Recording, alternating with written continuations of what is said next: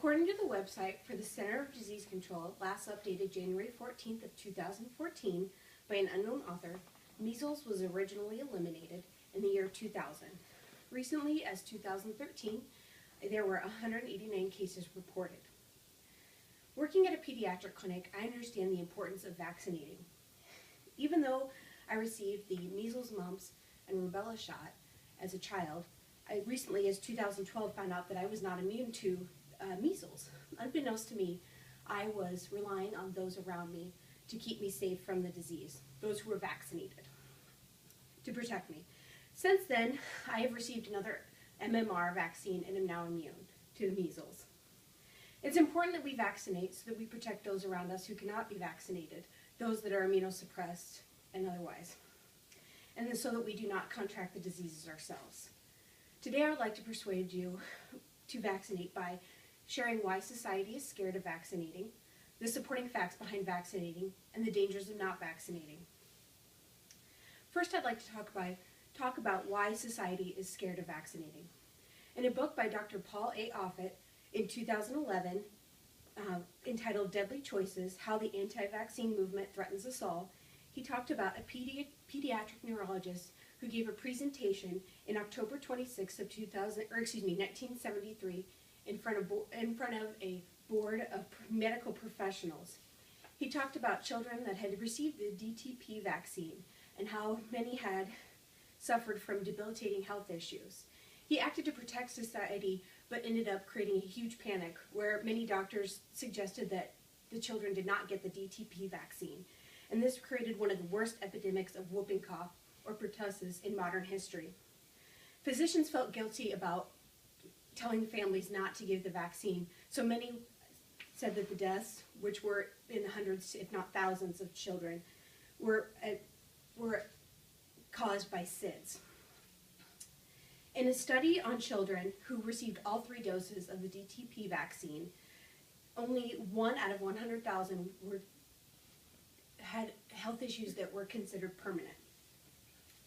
Next, I'd like to talk about why it's important to vaccinate.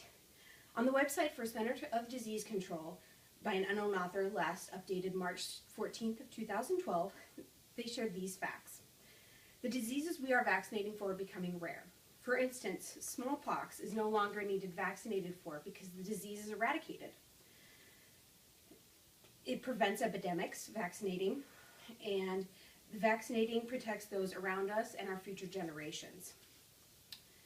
There can be side effects from vaccinating, of course. In a book entitled Your Baby's Best Shot, Why Vaccines Are Safe and Save Lives by authors Stacy Mincer-Herlihy and E. Allison Haygood, written in 2012, they shared these side effects that can affect babies, which are fussiness, fever, chills, and soreness on the injection site. Toddlers can have changes in appetite and become clingier.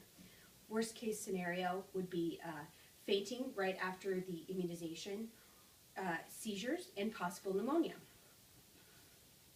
In a quote from the book that I just referenced on page 156, it says, "Vaccinations use the body's own immune system to help it fight off potentially serious diseases.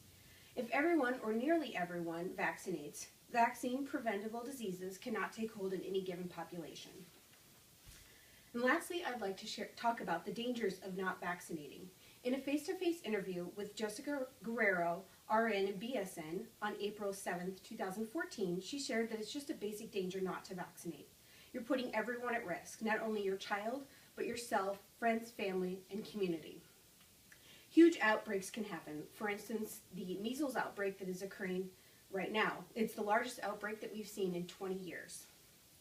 She said that all it takes is for someone to travel abroad and bring back one of these diseases with them, and it can create huge epidemics that sometimes can lead to death. In a face-to-face interview with pediatrician Dr. Lars Vandenberg, he shared that not vaccinating can lead to huge expenses for families. This can include, but not limited to, ER visits, hospital bills that can be overnight to longer extended stays, specialist visits, and more frequent doctor visits. Today I spoke about why society is scared to vaccinate, why it's important to vaccinate, and the dangers of not vaccinating. There are many supporters and material pushing non-vaccinating. However, I hope that with the material that I shared today, other scientific facts about about vaccinating, and speaking to a physician, you will choose to vaccinate. Thank you.